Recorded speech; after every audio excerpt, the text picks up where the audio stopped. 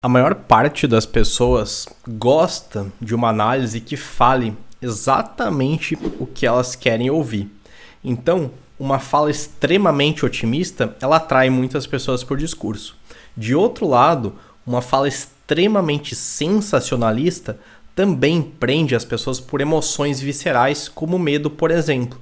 Se você está entre esses dois extremos, esse vídeo não é para você.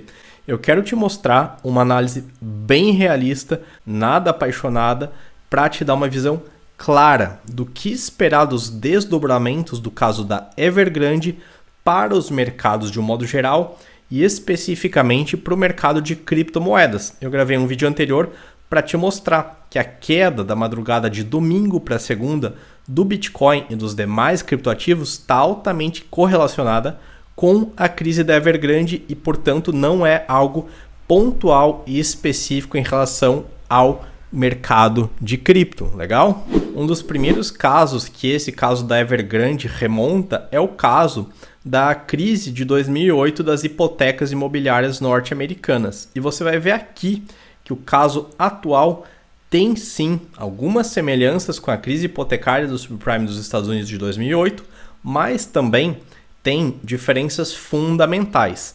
Antes de entrar nesse detalhe para você entender exatamente o que você pode esperar para os mercados em geral e para o mercado cripto daqui por diante, vamos dar algumas perspectivas. A dívida da Evergrande é na casa dos 320 bilhões de dólares. Para você ter uma ideia do que isso significa, a dívida externa do Brasil é também dessa mesma ordem. O último número que a gente tem é que a dívida externa brasileira é de 305 bilhões de dólares. Portanto, a dívida de uma empresa, de uma incorporadora imobiliária chinesa, é equivalente à dívida de um país do porte do Brasil. Isso para você ter uma ideia do que está em jogo. E como aqui no canal a gente dá ênfase na análise de criptomoedas, para quem quer investir no criptomercado, caso você não tenha visto o vídeo anterior, é bom que fique claro que o Bitcoin e as demais criptos têm uma correlação direta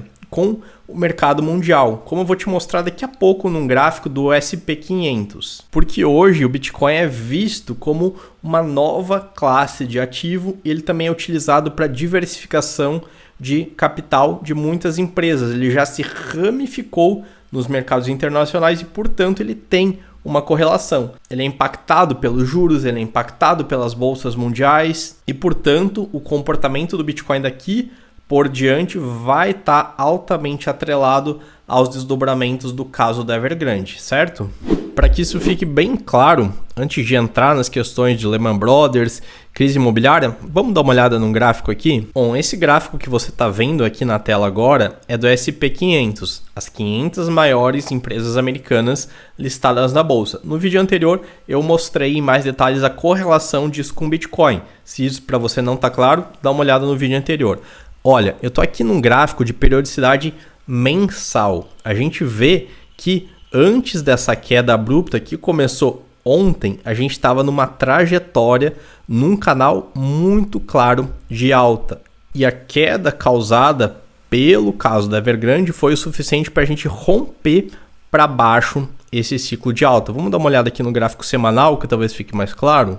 Olha, a gente vê que houve uma mudança de tendência, certo? Agora resta saber até onde vai corrigir. Quando eu estou gravando esse vídeo agora, a gente está numa terça-feira.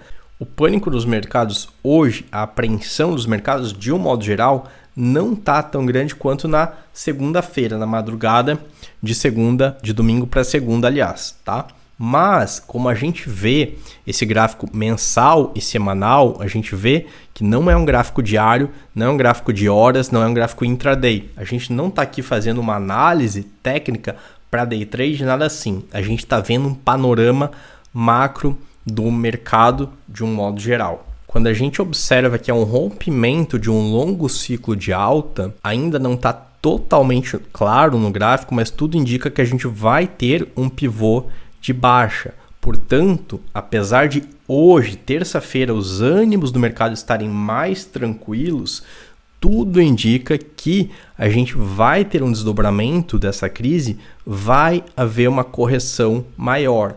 O que resta para a gente é tentar entender e tentar antecipar qual é a magnitude dessa crise e qual vai ser o tamanho e a expressividade dessa correção.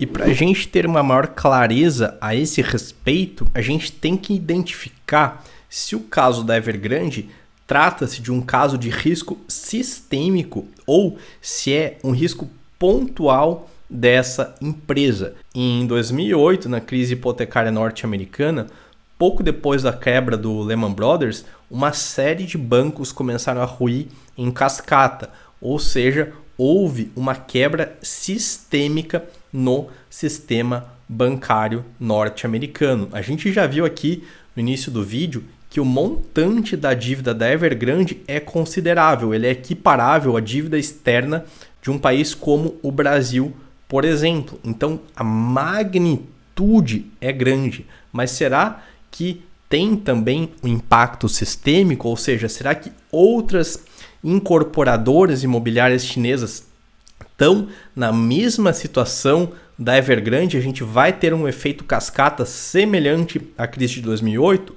Ao que tudo indica, até o presente momento, não. A gente ainda não tem informações que apontem nesse sentido. Mas eu estou de olho nos mercados todo dia e se você quiser ter uma análise atualizada, aproveita, se inscreve no canal, dá uma curtida para receber notificação de novos vídeos. O que a gente sabe a partir de agora, com as informações que a gente tem hoje, é que apesar de nessa terça-feira os ânimos estarem mais calmos, a gente vai ter desdobramentos, como a gente acabou de ver no gráfico, provavelmente a correção dos mercados de um modo geral, da bolsa norte-americana, dos mercados mundiais e, por consequência, o mercado de criptos junto, a gente vai passar por uma correção.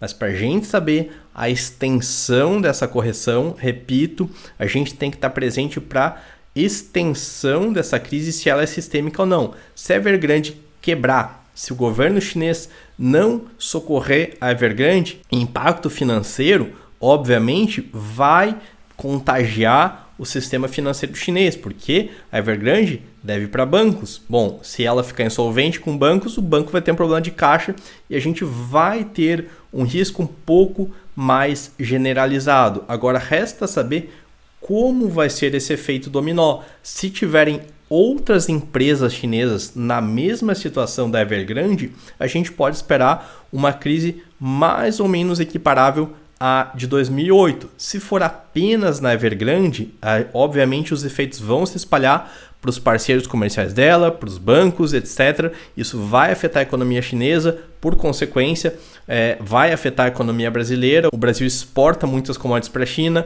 e também, obviamente, a China é a segunda maior economia do mundo, não vai impactar apenas o Brasil, mas vários parceiros comerciais. No entanto, o impacto vai ser menor. O multiplicador dos efeitos negativos, se a gente estiver falando apenas na Evergrande e não em várias incorporadoras, em várias empresas estatais, na verdade, né? Ela é uma empresa privada, mas a gente sabe que tem um governo chinês por trás.